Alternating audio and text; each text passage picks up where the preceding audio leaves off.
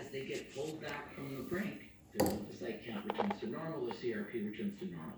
Down the road, the researchers want to use those special biomarkers that are measuring disease processes at the cellular level that are not only telling you that you're at risk of dying, but how and why you're going to die, and use them to develop pharmaceutical drugs that achieve death.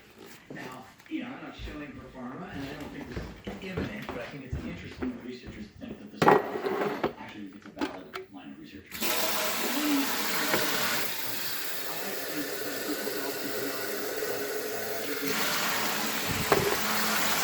The surprise question: would you be surprised if that patient you just admitted died? They're gonna, within 6 months to a year, they're gonna tell you. They know the answer to that question. Patients don't know the answer to that question, and they might be horrified. All right. People who are listening to us. I took it apart, put it back together again, couldn't find what's wrong. What?